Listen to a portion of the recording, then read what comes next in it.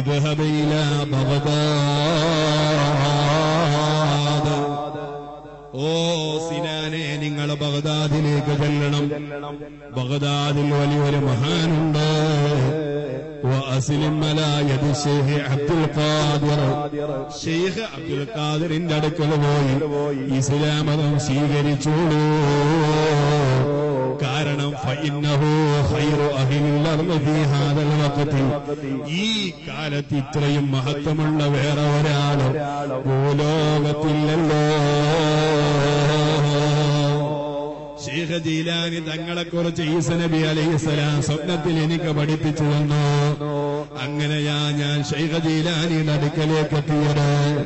ഓ എന്റെ സഹോദരന്മാരെ, സുഹൃത്തുക്കളെ, മുതഅല്ലിമീങ്ങളെ, ശൈഖ് ജീലാനി തങ്ങളുടെ ആ ഉപദേശങ്ങൾ കേൾക്കുമ്പോഴേക്ക് ജനങ്ങൾക്ക് നന്നാവാനുള്ള ഒരു മനസ്സ്. അങ്ങനെ പല ആളുകളെയും, ആയിരക്കണക്കിന് ആളുകളെ ഇസ്ലാമിലേക്ക് കടന്നു വരാൻ കാരണക്കാരൻ ശൈഖ് ജീലാനി തങ്ങളായതുകൊണ്ട് അവിടത്തേക്ക് അല്ലാഹു തആല മുഹിയുദ്ദീൻ എന്ന പേര് വെച്ചു കൊടുത്തല്ലോ. അവിടത്തെ ഉമ്മ വെച്ച പേരല്ല മുഹിയുദ്ദീൻ, അവിടത്തെ ഉപ്പ വെച്ച പേരല്ല മുഹിയുദ്ദീൻ, അവിടത്തെ കുടുംബക്കാര് വെച്ചു കൊടുത്ത പേരല്ല മുഹിയുദ്ദീൻ.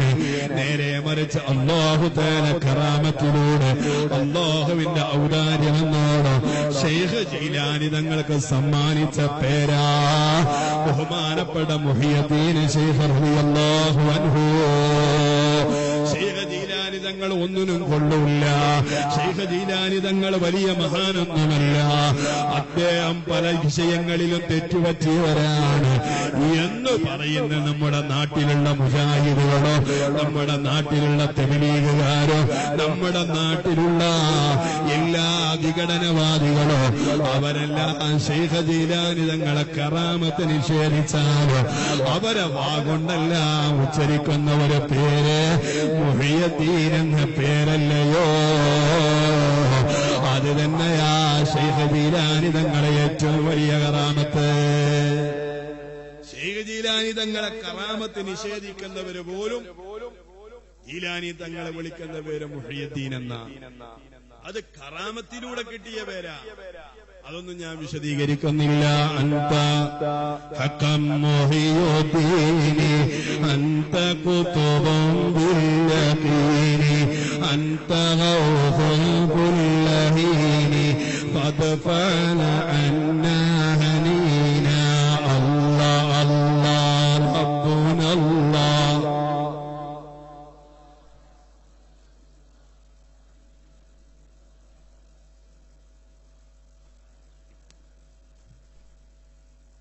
أنت غوث الثقلين أنت زين الحرمين ومنير المالوين اجعلنا مقبلين الله الله ربنا الله. نحمد الله نشكر الله ذلك فضل من الله. ഒരുപാട് ആളുകളെ ഇസ്ലാമിലേക്ക് കൊണ്ടുവന്നതുകൊണ്ട് ശൈഖ് ജീലാനിക്ക് മുഹിയുദ്ദീൻ എന്ന പേര് പറയുകയാ. ഓ എന്റെ സഹോദരന്മാരെ, എന്റെ സമയം തീർന്നവല്ലോ, ഞാൻ നിർത്തട്ടെ. ശൈഖ് ജീലാനി തങ്ങളെ ഒരു ഉപദേശം കൂടെ പറയട്ടെയോ. ശൈഖ് ജീലാനി തങ്ങൾ പറയുന്നു, മാ വസൽതു ഇലല്ലാഹ്, ഞാൻ അല്ലാഹുവിലേക്ക് എത്തിയത് ബിഖിയാമി ലൈലിൻ വലാ സുയാമി നഹാരിൻ വലാ ദിറാസതി ഇൽമിൻ. ഒരുപാട് ഇൽമു പഠിച്ചതുകൊണ്ടല്ല, ഒരുപാട് നോമ്പനുഷ്ഠിച്ചതുകൊണ്ടല്ല, ഒരുപാട് ഇബാദത്തെടുത്തതുകൊണ്ടുമല്ല. നേരെ മറിച്ച് എനിക്ക് ഈ ഉന്നതി കിട്ടാനുള്ള കാരണമെന്താണ്? എനിക്ക് അല്ലാഹു തആലയിലേക്ക് അടുക്കാനുണ്ടായ കാരണമെന്താണ്? വലാകിൻ വസൽതു ഇലല്ലാഹി ബിൽ കറമി വത്തവാലുഇ വസ്സലാമതി സദരി. ശൈഖ് ജീലാനി തങ്ങൾ പറയുന്ന മൂന്ന് പ്രധാനപ്പെട്ട കാരണങ്ങളാ ഞാൻ റബ്ബിന്റെ മുഖറബാവാനുണ്ടായ കാരണം ഇന്നമാ വസൽതു ഇലല്ലാഹ്, ഞാൻ റബ്ബിലേക്ക് എത്തിയത് ബിൽ കറമി ഔദാര്യത്തിന്റെ മനസ്സുണ്ടായതുകൊണ്ടോ, പാവങ്ങളെ സഹായിക്കാൻ എനിക്ക് താല്പര്യമുണ്ടായതുകൊണ്ടോ, യതീമക്കളെ കണ്ണീരൊപ്പിയതുകൊണ്ടോ, മുതഅല്ലിമീങ്ങളെ സഹായിച്ചതുകൊണ്ട്, സ്ഥാപനങ്ങളെ ആദരിച്ചതുകൊണ്ട്, ഒരുപാട് പാവങ്ങളെ കണ്ണീരൊപ്പിയതുകൊണ്ട് ശൈഖ് അബ്ദുൽ ഖാദിർ ജീലാനി റളിയല്ലാഹു തആല അൻഹു പറയുന്നു, അതേ എനിക്ക് വിശാലമായി യജമാനനിലേക്ക് അടുക്കാനുണ്ടായ കാരണം ബിൽ കറമി ഔദാര്യത്തിന്റെ മനസ്സുണ്ടായിരുന്നു.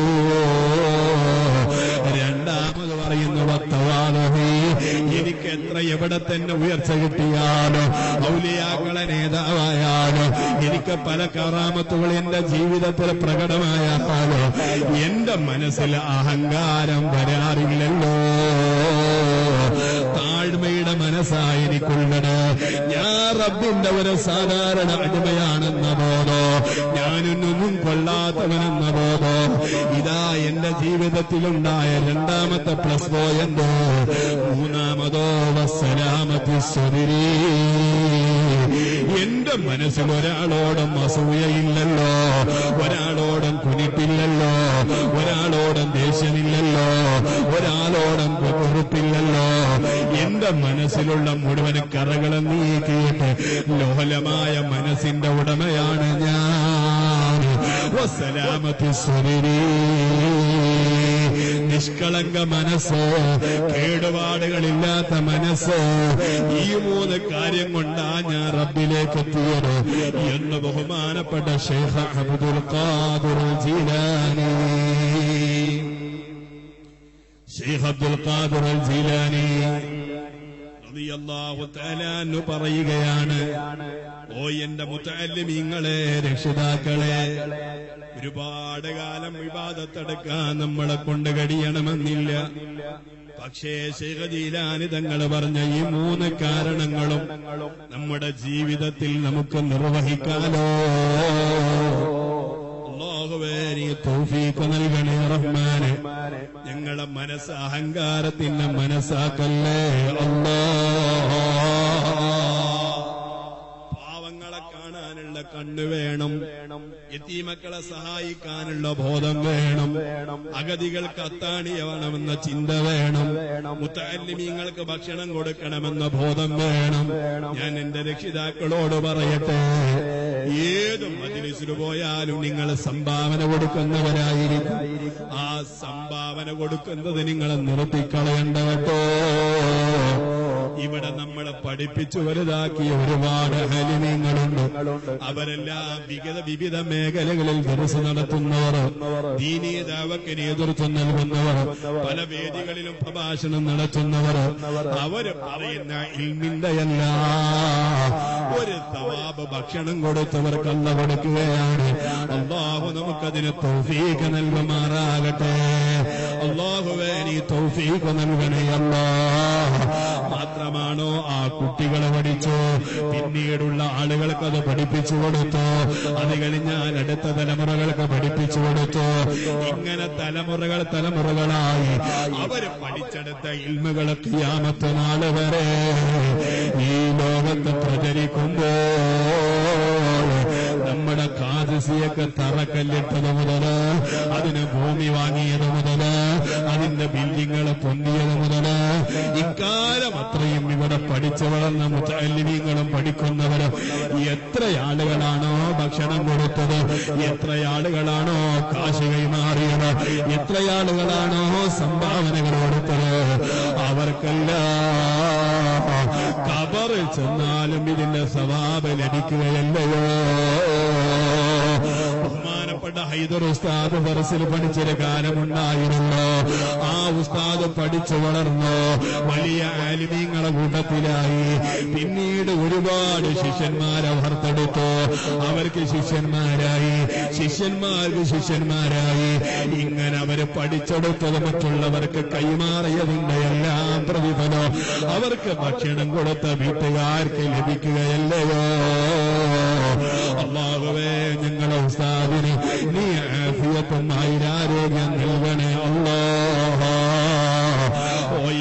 രക്ഷിതാക്കളെ ഞാൻ നിർത്തട്ടെയോ, ഞാൻ അവസാനിപ്പിക്കട്ടെയോ?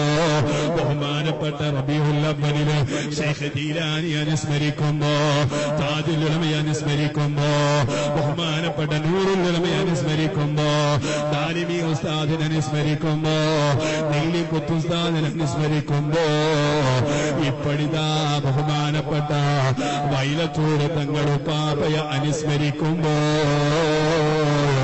അവർ ഈ ലോകത്ത് കാണിച്ചു തന്ന സുന്നത്തി ജമാഅത്തിന്റെ ഒരു പാതയുണ്ട്. ഞാൻ എന്റെ മുത്തഅല്ലിമീങ്ങളോട് പറയട്ടെ, നമ്മളെങ്ങാനും പഠിച്ചു വളർന്നാൽ, നമ്മളൊരു നിലയിലെത്തിക്കെത്തിയാൽ, പിന്നെ നമുക്കൊരു ത്വരീഖത്തിന്റെ ചിന്ത കയറി വരാനുണ്ട്. ഒരുപാട് മശായിഖന്മാരെ തേടിപ്പിടിക്കുന്ന ഒരു രൂപം വരാനുണ്ട്. നിങ്ങൾക്കുള്ള ഏറ്റവും വലിയ ശൈഖ് വന്ദ്യരായ ബഹുമാനപ്പെട്ട സിറാജുൽ ഉലമ തന്നെയാണ്. അതിനേക്കാൾ വലിയൊരു ശൈഖിനെ തേടി കള്ളത്വരീഖത്തിലേക്ക് എത്തിപ്പെടരുത്. ഇത് ഞാൻ സാന്ദർഭികമായി പറഞ്ഞതാണ്. കാരണം ഇന്ന് മുത്തഅല്ലിമീങ്ങൾ വഴിതെറ്റുന്ന ഒരു മേഖല ത്വരീഖത്തിലൂടെയല്ലയോ. നമ്മുടെ സ്റ്റേജുകളായി സുന്നത്തി ജമാഅത്തിനെ ശ്രദ്ധിച്ചിരുന്നവരോ, കാന്തപുരം ഉസ്താദിന് അനുകൂലമായി പ്രസംഗിച്ചവരോ, സംഘടനയ്ക്ക് വേണ്ടി ഓടി നടന്നവരോ ഇന്ന് നമ്മുടെ പ്രസ്ഥാനത്തിനെ കുറിച്ചാക്കുകയല്ലേ, പൊന്മള ഉസ്താദിനെ കാഫിറാക്കുകയല്ലേ, ഓരോ പേരോട് ഉസ്താദിനെ മുബത്തദിയാക്കുകയല്ലേ. അല്ലാഹു അവർക്കെല്ലാം നല്ല ബുദ്ധി നൽകുമാറാകട്ടെ. എവിടെയെങ്കിലും ഒരു ശൈഖ് വന്നു എന്ന് കണ്ടാൽ അവിടെ ഓടിച്ചെല്ലേണ്ട ആവശ്യമില്ല. നമ്മൾ കണ്ട ശൈഖന്മാരില്ലയോ ജീവിതത്തിലൊരു കറാഹത്ത് പോലെ ഒന്നരായ ഉസ്താദിനോട് കൂടുതൽ ബന്ധപ്പെടുന്നത് നിങ്ങളല്ലേ. നിങ്ങൾക്കത് കാണാൻ കഴിഞ്ഞോ? പിന്നെന്തിനാ കാട്ടിൽ നിന്ന് വന്നിറങ്ങിയ ഒരു ഫുലാനബിന് ഫുലാൻ? അതിന്റെ ആവശ്യമില്ല. സുലൈമാൻ ഉസ്താദ് ഉണ്ടായിരിക്കെ പിന്നെ ഒരു കാട്ടിലെ ത്വരീഖത്തിന്റെ ആവശ്യമില്ല. അല്ലാഹു തആല അവർക്കൊക്കെ ഹിദായത്ത് നൽകുമാറാകട്ടെ. നമ്മെ അല്ലാഹു തആല കാത്തുരക്ഷിക്കുകയും ചെയ്യുമാറാകട്ടെ. നമ്മളെ അഹ്ലുസുന്നയുടെ ആലിമീങ്ങളോട്, നമുക്ക് രണ്ടക്ഷരം പഠിപ്പിച്ച ഉസ്താദുമാരുടെ കൂടെ, അവര് പഠിപ്പിക്കുന്ന പ്രസ്ഥാനത്തിന്റെ കൂടെ അടിയുറച്ച് നിന്നോടോ കേട്ടോ. ബഹുമാനപ്പെട്ട താജുൽ ഉലമ റളിയല്ലാഹു അൻഹു നമുക്ക് കാണിച്ചു തന്ന പാതയതല്ലയോ? ശൈഖ് ജീലാനി പറഞ്ഞ പോലെ ഔദാര്യത്തിന്റെ മനസ്സ്, താഴ്മയുടെ മനസ്സ്, സലാമത്ത് സുബറിന്റെ രൂപം, ഇതെല്ലാം താജുൽ ഉലമയിൽ കാണുമായിരുന്നു. ഒരു ബറകത്ത്